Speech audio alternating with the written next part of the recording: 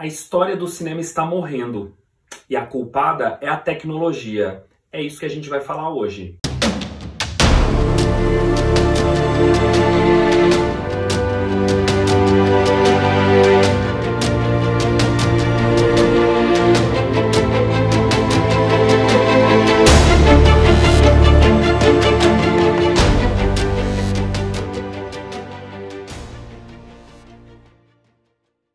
A tecnologia, ela até ajudou pesquisadores como eu e críticos de cinema a trabalhar melhor as estreias. Afinal de contas, com mecanismos de pesquisa como o Google e sites como o IMDb, é muito mais fácil você ter acesso à filmografia, a todos os detalhes técnicos, aos bastidores.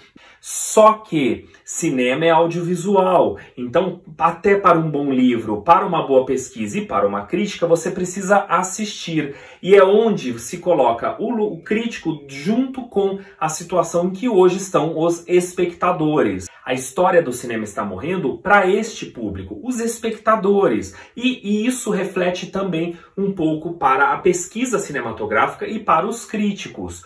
Por quê?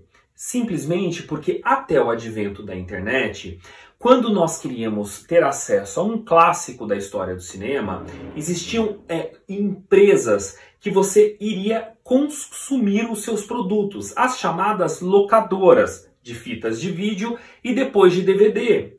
Quando você ia numa locadora, eu nasci numa cidade pequena e mesmo nessa cidade do interior havia 3, 4 locadoras. Ali, pelo menos, os clássicos de Hollywood e os grandes filmes comerciais brasileiros, argentinos estavam.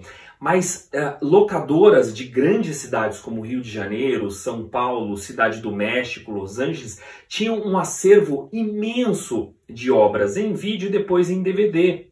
E ali você conseguia encontrar, inclusive, aqueles grandes filmes que não fizeram sucesso comercial, mas ganharam festivais no mundo inteiro, da África, da Ásia, da Oceania. E agora, onde você encontra obras como essa? A resposta é, às vezes, em lugar nenhum. Com a morte das locadoras, tudo se concentrou nas plataformas de streaming, que estão tentando regularizar um mercado que foi, durante um período, os anos 2000, dominado pela pirataria. Ou seja, aquilo que destruiu a indústria fonográfica nos anos 2000 estava prestes a corroer a indústria cinematográfica também. É onde vêm as plataformas de streaming e tentam organizar esse mercado, normalizar este mercado com um novo viés. O problema é que existe um efeito colateral nem sempre muito bom, que é o da extrema concentração de empresas em poucas mãos. Ou seja, enquanto antigamente você tinha uma série de produtoras que podiam irrigar os seus produtos pelas locadoras, sem nem sempre precisar passar pelas distribuidoras americanas, hoje quase tudo está na mão dessas grandes plataformas de streaming e de impacto mundial lá dos Estados Unidos. A Amazon, a HBO, a Netflix, a Disney Plus e no Brasil a Globoplay, que é a mais relevante porque também tem um maior grupo de mídia do Brasil por trás. E a coisa só fica pior. Quer ver? Segundo uma pesquisa divulgada em 2019 pelo Datafolha, empresas como Netflix, Telecine Play, Globoplay, HBO Go e Amazon tinham juntas 50% do acervo cinematográfico ocupado por produções dos últimos 10 anos. E para piorar a situação, a pesquisa também mostra que clássicos da história do cinema estão escondidos quando estão nessas plataformas. Olha que tragédia! Essa mesma pesquisa mostrou que do acervo da HBO Go, o filme mais antigo que se tem no acervo é de 1958. Vamos lembrar que a história do cinema começa com o filme A Chegada do Trem à Estação, dos irmãos Lumière. Ou seja, da Globoplay, o filme mais antigo é de 1971. Ou seja, na história do cinema é praticamente anteontem. E por falar em Globoplay, é ela que é a esperança de catalogar, de disponibilizar o streaming do cinema brasileiro. Mas entre na Globoplay, que tem um acervo bacana, mais de séries televisivas e de séries americanas do que propriamente de cinema brasileiro, mas mesmo assim, entre lá e veja se você encontra filmes como Deus e o Diabo na Terra do Sol, do Glauber Rocha, O Pagador de Promessas, do Anselmo Duarte, Limite, do Mário Peixoto. Se você encontra um acervo considerável, se tiver, de Chanchadas da Atlântida, as grandes obras da Vera Cruz, que foi a indústria cinematográfica de São Paulo, como O Cangaceiro, de Lima Barreto. Isso só para citar alguns dos filmes realmente mais notórios da história do cinema brasileiro. Você não vai encontrar lá. E duvido que encontre nessas outras plataformas, ainda que haja um ou outro na Amazon e na Netflix. O problema é que a gente entende até por quê. Se você não entende, eu vou dar uma iluminada. Manter um filme no acervo dessas plataformas de streaming não é barato. Não é simplesmente comprar, ao contrário da locadora que comprava aquela obra, o DVD, para comercializar lá, então pagava os direitos, etc. No mercado de streaming, existe o custo de manutenção daquela obra dentro da plataforma. Ou seja, é uma situação que só piora com os anos. Por quê? Porque se este filme, vamos citar, por exemplo, O Pagador de Promessas, que é um grande filme do cinema brasileiro dos anos 60, do Anselmo Duarte, se esse filme não tem uma quantidade de views, de visualizações mínimas para manter, para justificar a manutenção dessa obra numa Globoplay ou Netflix, o filme sai do acervo. Né? Então isso é muito complicado. Eu sei que é óbvio que existem negociações muito travadas e que tem muitos braços aí que são donos ou detentores de alguns direitos de uma obra cinematográfica. Isso tudo torna muito difícil. Mas se você colocar na balança a dificuldade disso e a facilidade que se tem para encontrar, às vezes, algumas dessas obras na pirataria, seria muito mais interessante tentar trabalhar essas obras, superando essas diversidades e dificuldades dentro das plataformas regulares, porque elas alimentam financeiramente os donos, os detentores, quem criou todas aquelas obras. Existe uma luz no fim do túnel? Talvez sim.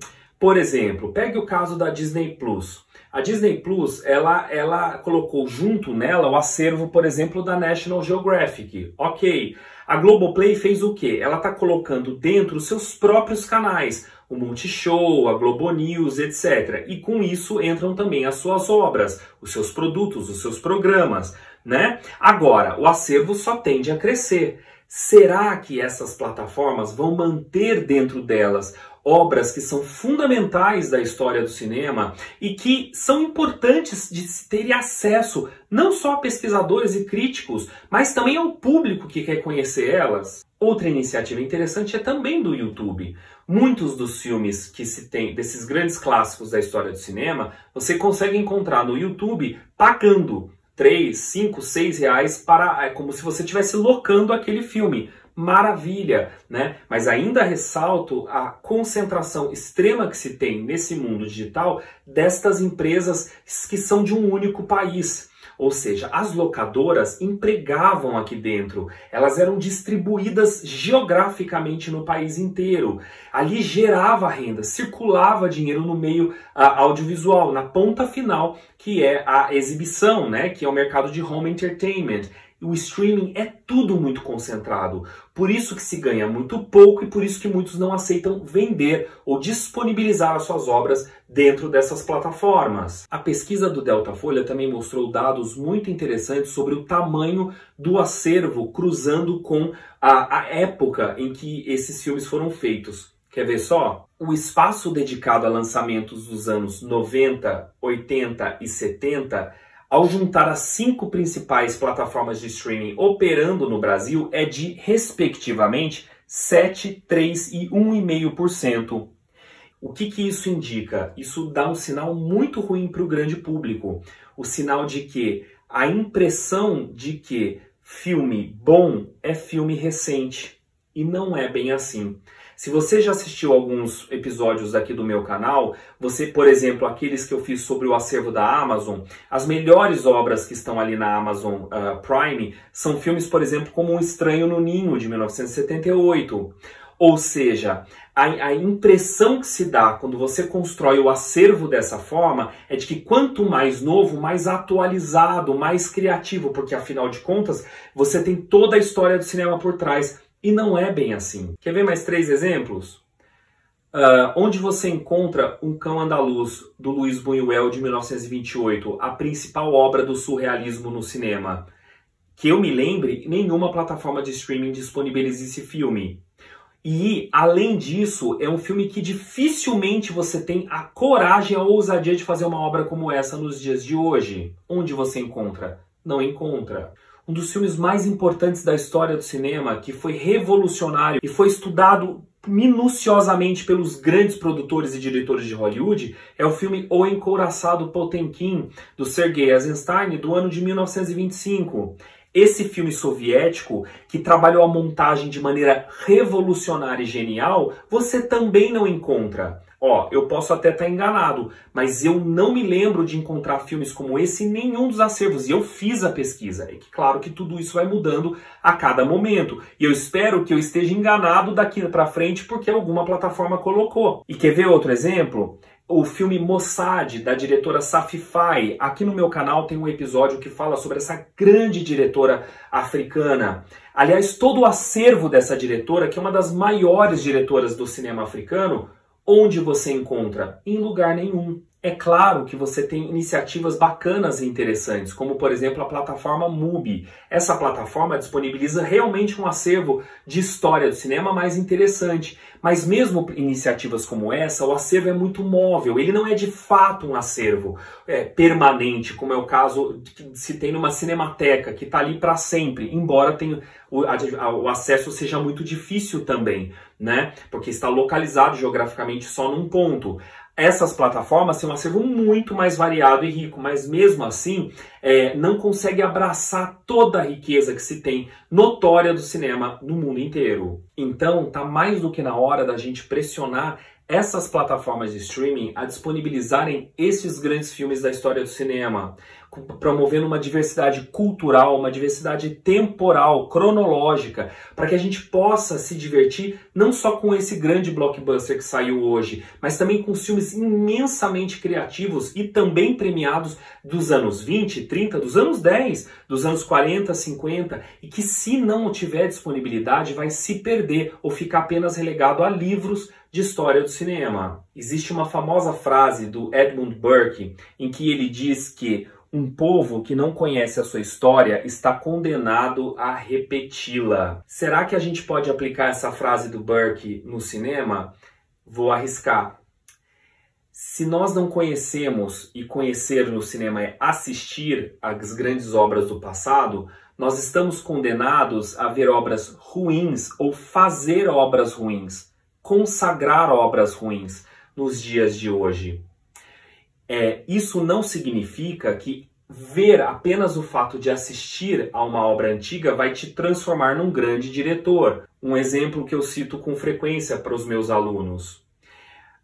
Você pode assistir centenas de vezes, como eu fiz, as obras do Stanley Kubrick, mas jamais você vai se tornar um Stanley Kubrick, que está no Olimpo, na minha opinião, dos diretores de cinema do mundo inteiro. Mas assistir às obras dele já ajuda para o espectador a apurar o olhar e para o futuro produtor audiovisual a fazer obras melhores. Porque é óbvio que o Burke está certo. Ao conhecer o passado, você tem um risco menor de cometer os erros do passado. Mas também, quando você conhece as boas coisas do passado, você aprende com elas e pode repeti-las no presente. Então, bora valorizar os grandes filmes da história do cinema.